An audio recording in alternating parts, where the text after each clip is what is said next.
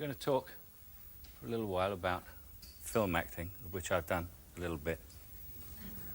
And the first thing that will happen to the audience is, of course, for the rest of the day, they will be completely ignored because you don't exist. My fellow actors and I can regard you as the crew, right? And once you're in front of that camera, nobody exists. Nobody, except the other person in the scene. And what we do, we actors who are in the movie, we hang on to each other's eyes. That's the most important thing in film. Eyes, eyes. If you're fair and you've got blonde eyelashes like I have, you wear mascara, because if you have blonde eyelashes and you're in a movie, you might as well be in a radio play. With a close-up, which I've started with close-ups because they are eventually what sells you in a movie, because people see your eyes.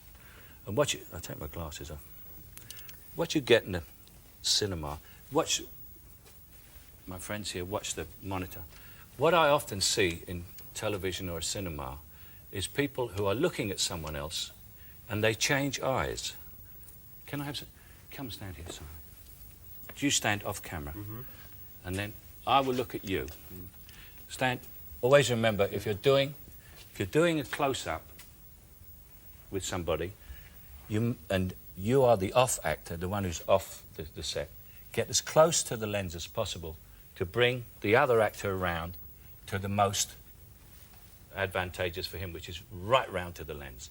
So you don't pan right, cameraman, because you'll hit someone.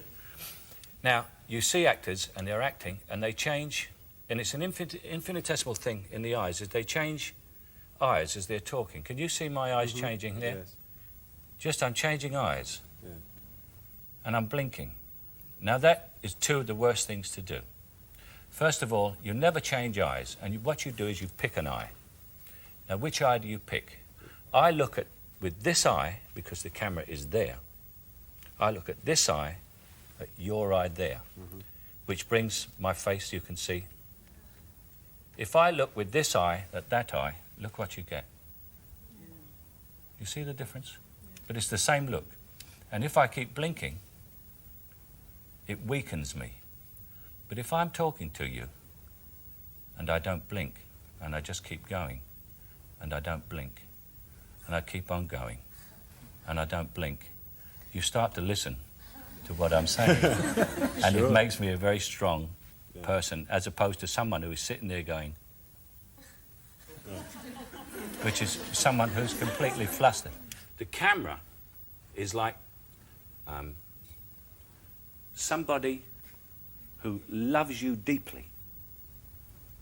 It's the most incredible of mistresses or lovers, whichever sex you are, because it will love you forever, in spite of the fact that for the rest of your career, except on given occasions, which we will come to, you ignore it. It does not exist. You never look into it, you never know it's there. You just hold the eyes of the other person and listen. And listening is really what acting is all about for movies. It's not like the theatre. It's an entirely different situation. But also, when you get really close to the camera, if some directors go in for a massive close-up, the thing that people never do in real life is they don't say, oh, I don't want to go out, I'll have the egg and chips, But you will see actors doing that all the time. And so when you get in here, that doesn't look so obvious until you get in here, but you've got to just be. There is no one here. It's just you and me. You'll be standing there. And there isn't even a camera. And you just say, well, no, I don't think I'll have the egg and chips. I'll have the caviar and bellinis. Shall I? And they say, well, no, what do you really want? And you say, well, he's not doing anything. And it's a story of Jack Lemmon, who was working with George Cukor. It was his first movie, and he come from Broadway theatre, and he kept doing it, scene,